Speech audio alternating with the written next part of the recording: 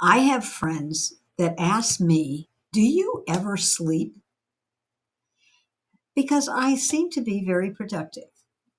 I have figured out a rhythm to my life which makes me happy and increases my studio time.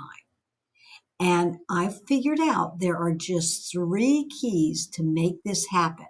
And I want to share them with you today in this video.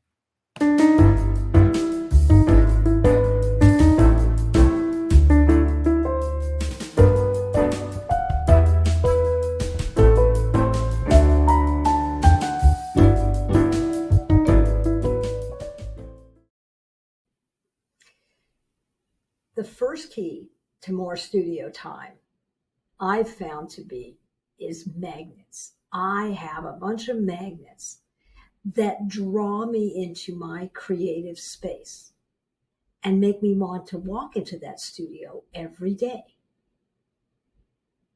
If every time I'm walking into my creative space, in my case, my sewing room, so I'm walking in there and, oh, I got to finish a big project, or I've got a deadline for a juried show and I've got to get in and I've got to get working really quick. Or maybe I have a whole bunch of things to make for my local art co-op. I've just transformed my creative space into a workplace. And as we all know, workplaces get a little bit tedious. So what these magnets do is get me to walk into my creative space for a variety of reasons, or even no reason at all, because it's a place that I am drawn to.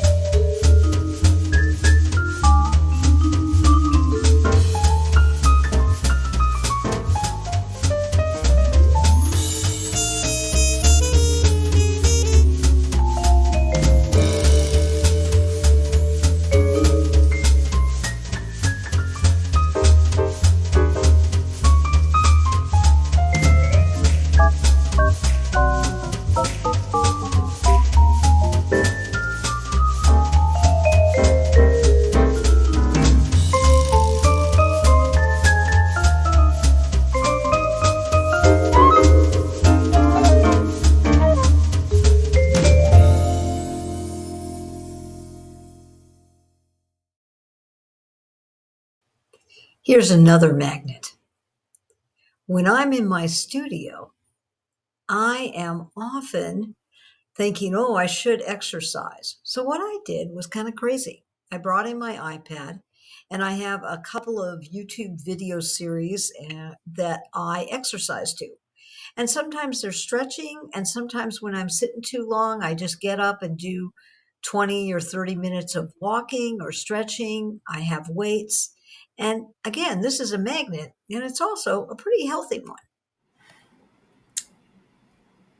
I'm a reader, and reading is natural entertainment for me when I'm in the studio. But of course, you can't hold a book and paint or do any number of things. So luckily, I have Audible and I download the books that I want to read, and I have familiar series that are always available so that while I'm working, I also get to dive into some of my favorite characters and plot lines.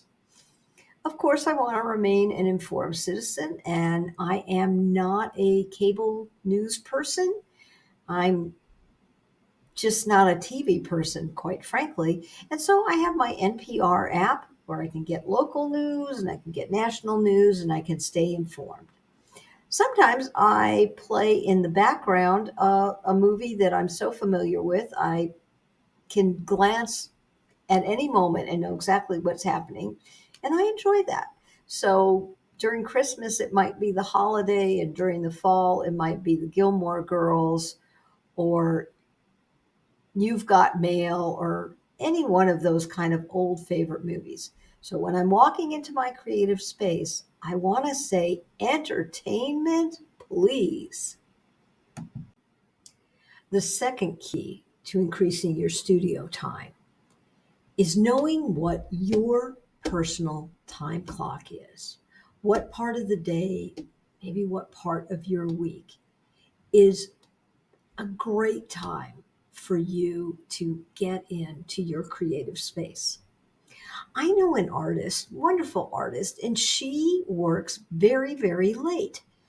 I think it started when her kids were still in the house and her husband went off early, and she knew that really her time that was only hers without interruptions when the house was quiet was late at night. And that time clock was embedded in her practice. I know someone else who mentioned that she actually schedules 2 full days during her week where there are no doctor's appointments, there's no lunches with the girls, there's no meetings.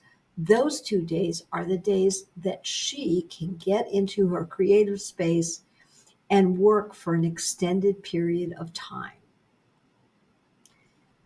So, knowing your clock means that you are entering that space without distractions, without things on a to do list, without that feeling of I'm missing out on something. That is what is key. What is the time of day that works for you?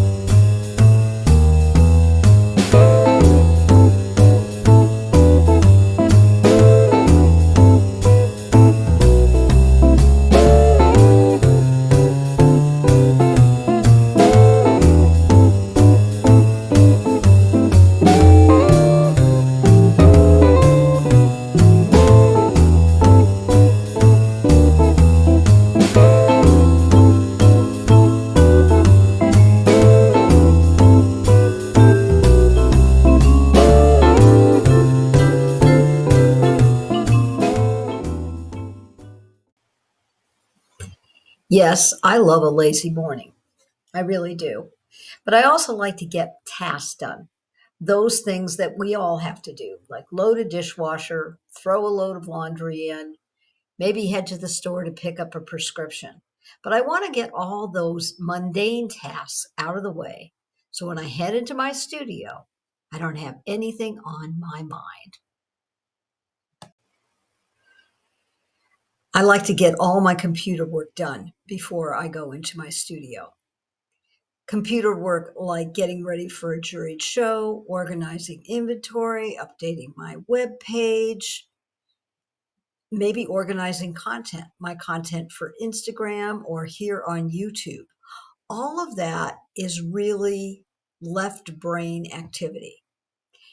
And I don't want to bring too much of that left brain into my creative space. So I get it done before I go into my studio. The third key is mindset, and it's probably the most important. A mindset is entering that creative space not to narrow down, oh, I'm going to do this specific thing, but rather to have the mindset of being open, being creative, seeing what happens, seeing what arrives when you get in there. Some days your energy level might be, I'm going to sort a bunch of stuff. Other days, I might dive into a huge painting, which I'm then going to quilt. It doesn't really matter what is accomplished. You accomplish something by going into that space and saying, I'm creative And I'm walking in here to make something, to be something, to be that artist that I am.